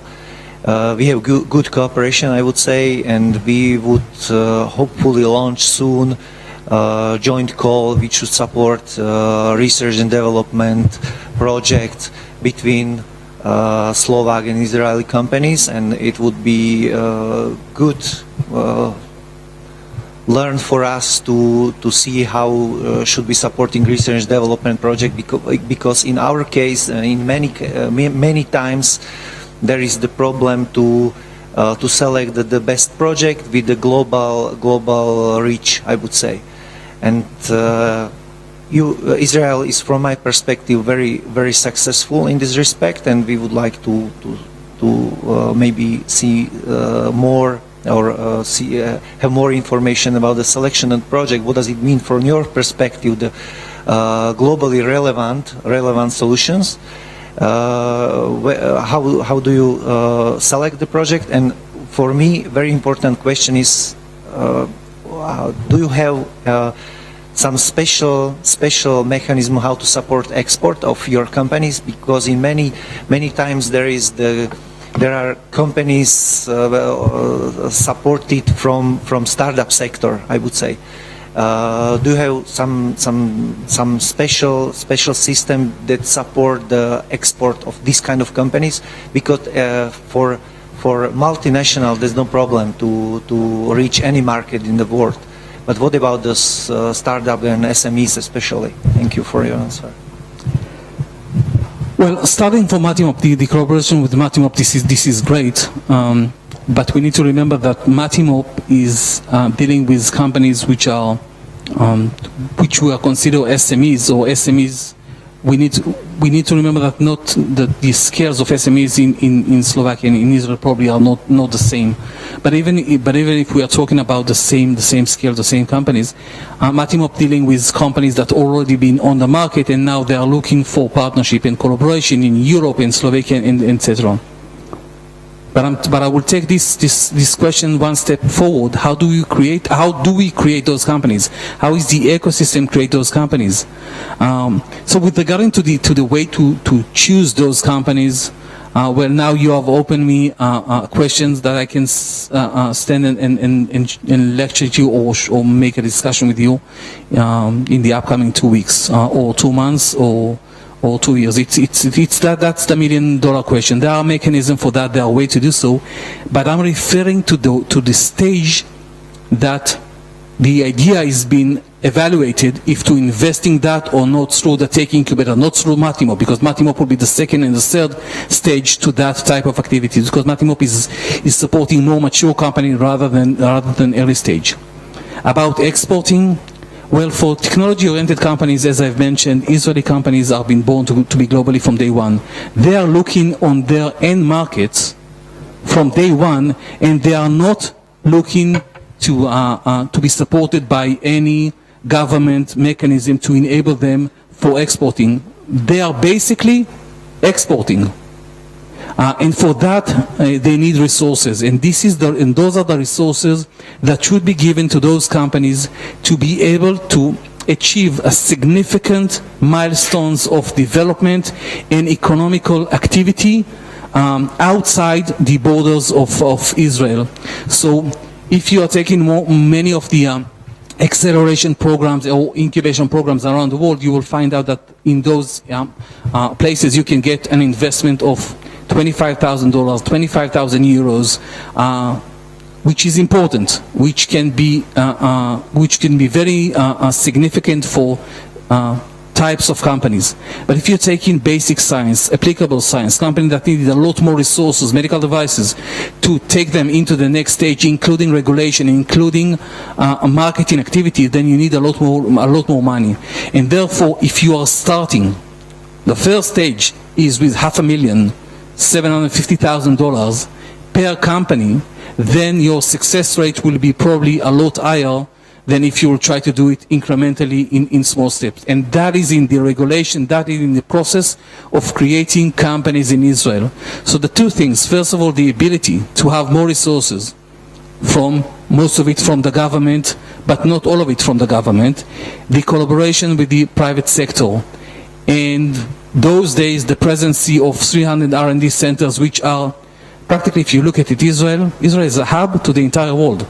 In Israel, you can find in every moment an R&D centers, a presence of multinational company.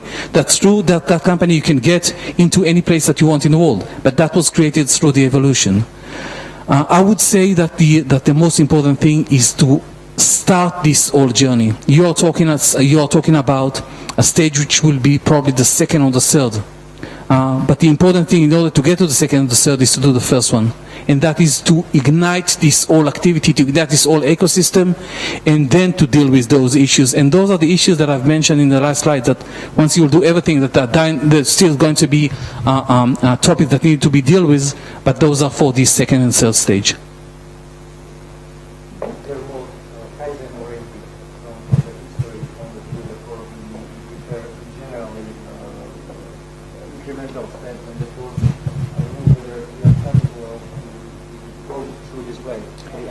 I will tell you just one thing. This is not unique. You are not unique in that sense. This is very common. What's unique is the mechanism and the methodology that used by Israeli company. Now you can take this case study, and you can see if it's work or not in the national level, in the industry level. See what's happened to all of the countries that supporting those small incremental types of activities. Did they succeed? The answer is probably no. Or did they achieve a significant activity from microeconomic point of view? Probably the answer is no. So maybe I do understand the risks, but maybe if you will try something else, you will find out that this is working. And the way to do so is to put this whole regulation in place, managed by regulation and strategy, managed by the public sector, execute by the public sector, by the private sector, and equipped the private sector and the public sector with the necessary knowledge how to manage this relationship which are quite complicated, and they are a lot more complicated when we are talking about the domain of technology-oriented companies because of the risk. There are many research about public-private partnerships and productive developing policies, which related to building roads and infrastructures and etc. With regarding to this type of, with regard to that specific domain, I will assume that you will find less case studies. But if you will analyze the one that relevant for you in sense of characteristics and scales and size, not the Silicon Valley, then you will might find that that work a lot faster, and the results will come a lot faster than you can imagine. So I would like to return to the topic of the creating ecosystem and working with ecosystems. So there is a lot of stakeholders within ecosystem, so universities, entrepreneurs, government.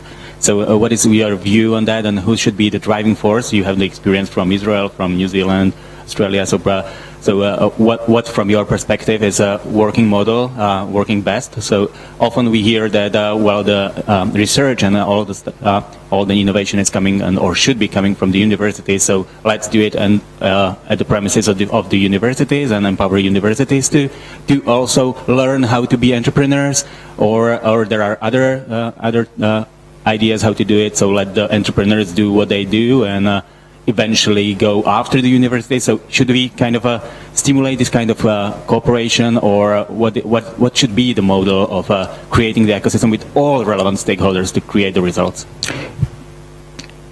Well, now I need at least 4 days, but I will try. I will try to give you a. I will try to give you an answer. Creating an ecosystem is, or in the ecosystem there is a lot of stakeholders, and you need to have them all in order to succeed. You will fail for sure if you have just two or three of them, and you will lack the other 4. And you will fail for sure if not all of them will be aligned to what their responsibility. So the first thing is to make sure that you've got all the ingredients on place, on your table. And then you need to structure them in a way that each one of them knows its own responsibility. And don't do anything yet. Just structure it, theoretically. Once you understand how does this scheme look like, and that will be different from country to country due to cultures and politics, but once you understand how does this scheme look like, ignite it at one time. That is the idea, at one time. If you will start with entrepreneurship and the universities will be far behind, you will not succeed. If you will try with the research and development, and there will not be, you won't have any entrepreneurship culture, then you will not succeed. You need to have all the ingredients. You need to first identify, know what are the ingredients, then identify them and see if and where are they located. Put the right scheme on place, that means strategy, and then ignite it all at one time. This is the only way to do so. And my experience to do so in New Zealand and in places which we had lack of some of that knowledge is, before we have started this activity, I have done a roadshow. I went from university to university and pitched them and lectured them and give them the necessary knowledge in order to prepare them just for the right moment when we are going to start. And the same thing went with the private sector. And that is the way to implement that, to implement the ecosystem. Yeah. So just so do you recommend who should be the driving force to creating this roundtable to get the stakeholders at the same place? So do you think that it should be the government's role to kind of stimulate this kind of communication and sitting around the table and setting out the strategy, or should it be somebody with more authority, or what's your? 2 ways. You can do it in 2 ways. To utilize it at the end, that will be government responsibility. The creation of the ecosystem is government responsibility. It's not spontaneous process. This is one statement that we need to remember, that in order to start this whole activity, you can do it in one of two ways, either top-down or bottom-up, and those are the two territories that I can give you an example. New Zealand, it's a top-down, being aligned with the strategy with the ministry, and then setting the strategy, and then from there everything went down to the private sector and to igniting this whole type of activity. And the other territories is a bottom-up. It's a activity that done in Latin America. A private sector decided to take leadership on that activity. He is the one that set the roundtable. He is the one that invited the policymaker into this roundtable. He was the one that was responsible to create the engagement, the ideological engagement of the private sector, of the public sector, to take responsibility for that, and for that point forward, it's the same scheme. So either top-down or bottom-up, it really doesn't matter. But what was really important is that you will not do it incrementally, and you will do it when you have the full scheme, the full program, and to ignite it at one time.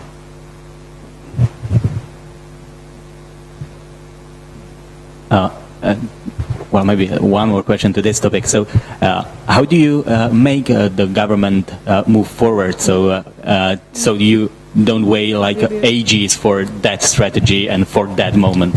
I think that the fact that I'm sitting right here, you should be very encouraged by the fact that I'm sitting right here, and I'm sitting right here on behalf of the government. So the government brought me into here to think with you and to see what can be done and what should be done, and let's see what the near future will be. But for that, I think you should be very encouraged. This is the first roundtable, so maybe we'll remember that as the first one. We'll need a few more of them, but maybe that will be the first one, and that was done by the Minister of Foreign Affairs. So for that, you should be very proud. Yeah. Hi. So my name is Marek Zamecznik. I'm from 0100 Ventures, and I have one question. You mentioned in your presentation that you were going from the more agriculturally oriented economy to the knowledge-based economy from the 80s to the 90s. What would you say was the critical success factor in attracting the human capital that could build this knowledge economy? I understand that once it's there, I mean, you can avoid the brain drain. What was the critical success factor to first attract these people and that will help to create this kind of economy? Success stories. That's what's helped to bring the critical mass. First, in Israel, and that is quite unique. In the beginning of the 90s, we got a huge presence from the national point of view, and that was about 1 million immigrants that come from foreign Russia. 40% out of them were engineers and PhDs. So that was one of the most important present that the state of Israel, and they are amazing people. So that's one thing, and then the technology incubator program was built in order to integrate them into the working force, not in order to build tech incubators or not to create exits. But that was one element which was important. But ignoring that, I think this is a process. There is no one mechanism. The answer is success stories, and success stories from private sector and from the academia. And just for an example, Eyal talked about lack of awareness to IP in Slovakia, and if researchers only. So we will find the entrepreneurs. Now we lack the academia side. So if researchers only will understand that if they will first write a patent and then go to publish this patent, rather than to publish and then it's becoming a public domain, you cannot do anything with that, you will have a lot more potentially ideas to deal with, and that could create some of the raw material, the golden eggs for the entrepreneurs to come and to take and to develop them. So there is a lot of vectors that influence that. There is not just one of them, but I think that the most important one, if to try to structure this, analyzing the process and structuring a new process, is to understand how does the scheme look like and to ignite it at one time. That will be the secret, the success factors for Slovakia. And I don't think that you are lack of any of the ingredients. It is true that they might not sitting in the right order, but you are not lacking any of them. about success stories, I'll have one success. Much time about the industry of making cows. Israel has making cows. And the story is about a company called SCR, which had an exit of $250 million a few months ago, about milking cows. The story is about one milking cow person named Eyal, and he listened to the cows when they chew their food. And he understands that when they are eating very fast, and when they are digesting the food, they are chewing in a very moderate rate. So he thought about a chip, listening for the cow when the cow is eating. Now, there is an indicator for the computer. When the cow is eating very rapidly, this is eating of the cow. And when the cow is chewing in the rate of 1 hertz, 1 chew per second, this is just digesting. Okay? And he has a chip on that. He sells the chip all over the world, and a few months ago, he sold his company in just for listening to the cows. So this is a very nice story about making cows, but the real story that after AI began to listen to his cows, I'm, as a patent attorney, I'm full of making cow persons coming to me with new inventions about cows. Now they're listening for the tail moving from the cow's tails. When she's expecting, the tail is moving very, very fast, and they know that she's expecting, etc. So it's just awareness and success stories that will ignite everything altogether. Hello, I'm Dushan. I'm also from 100 Ventures. I would like to tackle a very specific topic, which is recruitment in startups.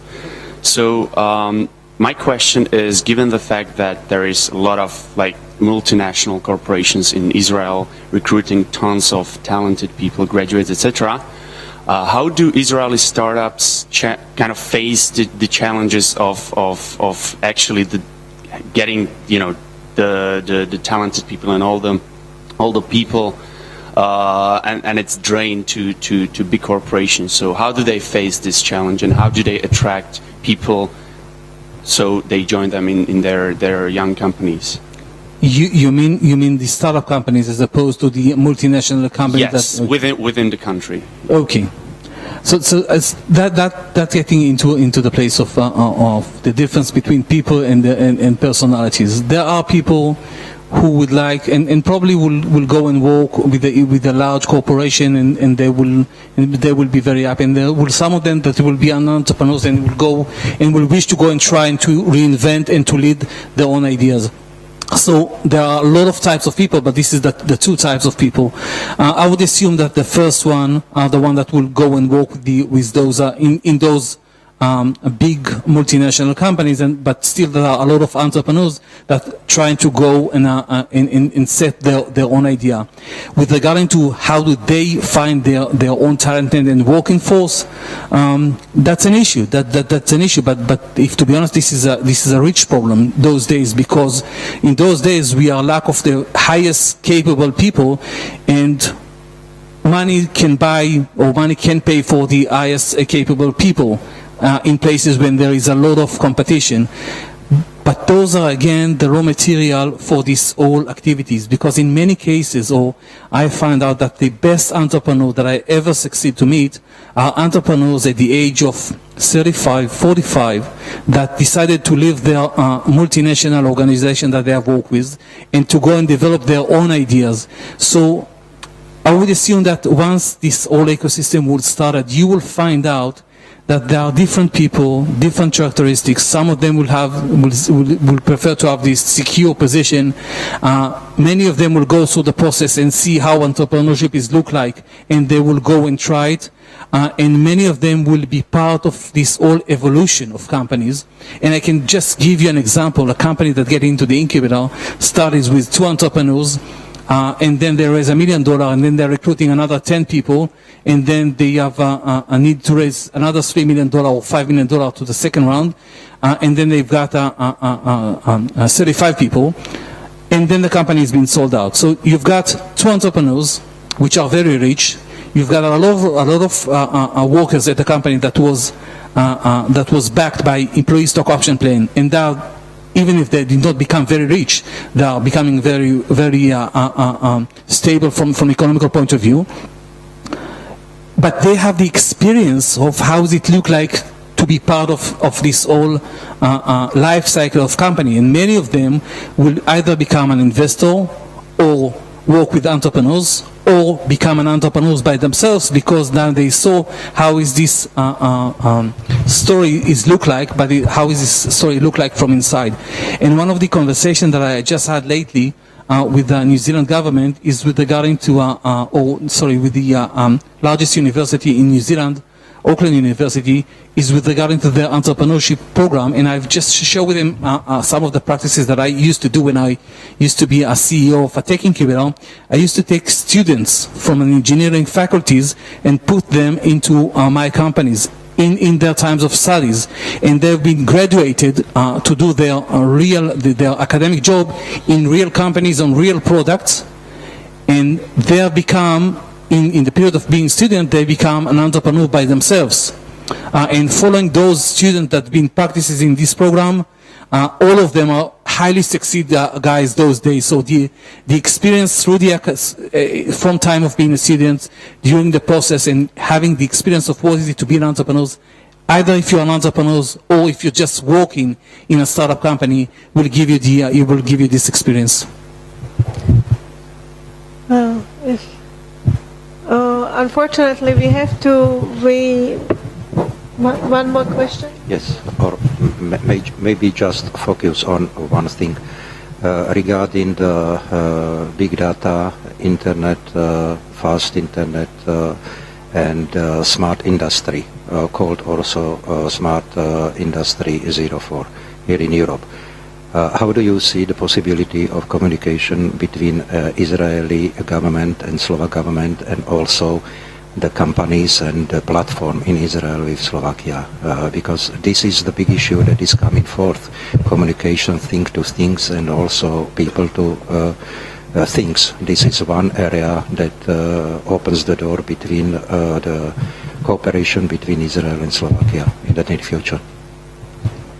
I would assume that once there will be concrete ideas to cooperation, Israeli companies will be more than happy, if to say the least, to cooperate with any Slovakian companies as the gate for Europe, not just for Slovakia, but as the gate for Europe. If Slovakia will be able to put the mechanism, or to put the infrastructure or the regulation to enable this collaboration to happen, that will be the gate for Israeli company to get into Europe, and in that sense, it's enlarge the probability for success by 2, 5, 10 times, and no doubt that the upcoming future is going for the Internet of Things and fast Internet.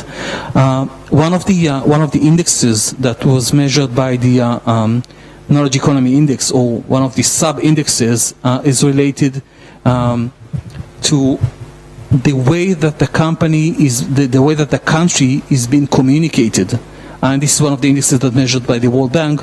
And for that, I think that Slovakia should be aware that and to put all the efforts to make sure that the infrastructure for fast internet, fast communication will be in place, and then the information that will move on that will be there, no doubt. Either that will be collaboration, either that will be industrial cooperation, or any other way. Thank you very much. First of all, thank you. Thank to our hosts. I think that they deserve the small award, and thank you, all of you. And